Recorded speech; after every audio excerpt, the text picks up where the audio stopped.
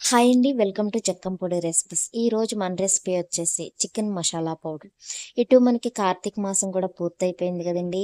Non veg curries అంటే బాగా ఇష్టపడేవారు ఈ చికెన్ మసాలా పౌడర్ని కనుక ట్రై చేసి కర్రీస్ చేశారంటే టేస్ట్ అనేది అదిరిపోతుంది అనమాట. ఘాటుని ఇష్టపడే వారికి కూడా ఈ మసాలా పౌడర్ అనేది బాగా నచ్చుతుంది. ఇప్పుడు ఈ చికెన్ మసాలా పౌడర్ని ఎలా ప్రిపేర్ చేసుకోవాలి ఏంటనేది ఈ వీడియోలో చూసేద్దాం. ముందుగా గ్యాస్ వెలిగించుకొని ఒక కళాయి పెట్టుకొని ఇందులో ధనియాలు వచ్చేసి ఒక పావు కప్పు వరకు యాడ్ చేసుకోండి.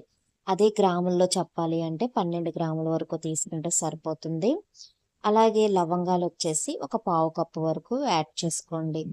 ఈ లవంగాల్ని గ్రాముల్లో చెప్పాలి అంటే 8 గ్రాముల వరకు తీసుకుంటే సరిపోతుందండి. యాలకులు వచ్చేసి ఒక 50 యాలకుల వరకు యాడ్ చేసుకోండి.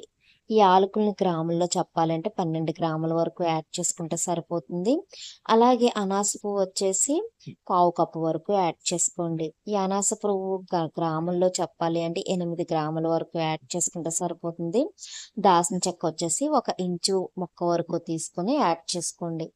అలాగే జాపత్రి వచ్చేసి ఒక 4 పీసుల వరకు వేసుకొని జీలకర్ర వచ్చేసి ఒక పావు కప్పు వరకు యాడ్ చేసుకోండి. జీలకర్రని గ్రాముల్లో చెప్పాలి అంటే 12 గ్రాముల వరకు వేసుకొని ఇలా దోరగా ఫ్రై చేసుకోవాలన్నమాట. ఇలా 1 నిమిషం పాటు ఫ్రై చేసిన తర్వాత ఇందులో మెంతులు వచ్చేసి ఒక పావు టీ స్పూన్ వరకు వేసుకోండి. ఈ మెంతుల్ని ఈ దినుసులన్నిటినీ కూడా బాగా రోస్ట్ చేసుకోవాలన్నమాట. అలాగే ఇందులో బిర్యానీ ఆకు వచ్చేసి ఒక 4 యాడ్ చేసుకోండి. మనకి బిర్యానీ ఆకు అనేది తొందరగా ఫ్రై అవ్వదు కాబట్టి వీటిని తుంచి వేసుకోండి. ఇలా చిన్న చిన్న ముక్కల కింద తుంచి వేసుకుంటే మనం మిక్సీ పట్టేటప్పుడు కూడా అడ్డు తగలకోకుండా చక్కగా మెత్తగా నలుగుతాయి అన్నమాట. వీటన్నిటినీ కూడా దోరగా ఫ్రై చేసుకోవాలి. లో ఫ్లేమ్లో పెట్టి మాత్రమే ఫ్రై చేయండి. హై ఫ్లేమ్లో అస్సలు పెట్టొద్దు. మనం ఎందుకంటే జీలకర్ర మెంతులు కూడా యాడ్ చేసాం కాబట్టి హై ఫ్లేమ్లో పెట్టాము అంటే మాడిపోయే అవకాశం ఉంది ఈ దినుసులు అనేవి. ఇదిగో చూడండి, ఇలా దోరగా వేగితే సరిపోతుంది. ఇలా దోరగా వేగిన ఈ దినుసులన్నిటినీ కూడా ఒక ప్లేట్లోకి ఇలా యాడ్ చేసుకుందాము. మనకి దినుసులన్నీ కూడా చక్కగా ఆరిపోవాలన్నమాట. చల్లారిన తర్వాత మాత్రం మిక్సీ పట్టండి. మీరు వేడి మీద ఉన్నప్పుడు పట్టారు అంటే మనకి కలర్ అనేది చేంజ్ అయిపోయి లైట్గా చేదు అనేది వస్తుందన్నమాట. ఇలా దాల్చిన చెక్కను కూడా చిన్న చిన్న ముక్కల కింద కట్ చేసేయండి.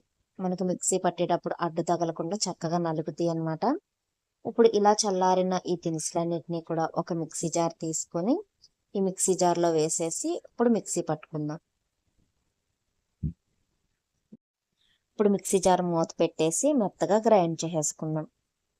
చూడండి, మనకి మసాలా పౌడర్ అనేది ఇలా రెడీ అయిపోతుంది అనమాట. ఈ పౌడర్ వచ్చేసి మనకి 6 నెలల వరకు చెక్కు చెదరదండి. ఎయిర్టైట్ జాడీలో కానీ ఒక గాజు సీసాలో కానీ మీరు స్టోర్ చేశారంటే మనకి 6 నెలల వరకు నిల్వ ఉంటుంది. ఎటువంటి నాన్ వెజ్ కర్రీస్కైనా సరే అద్భుతంగా ఉంటుందన్నమాట ఈ మసాలా పౌడర్ అనేది. ఈ మసాలా పౌడర్తో చేసిన కర్రీ ఏదైనా సరే ఒక్కసారి తిన్నారు అంటే మరలా అలానే చెయ్యి అని అంటారనమాట. అంత రుచిగా ఉంటుంది.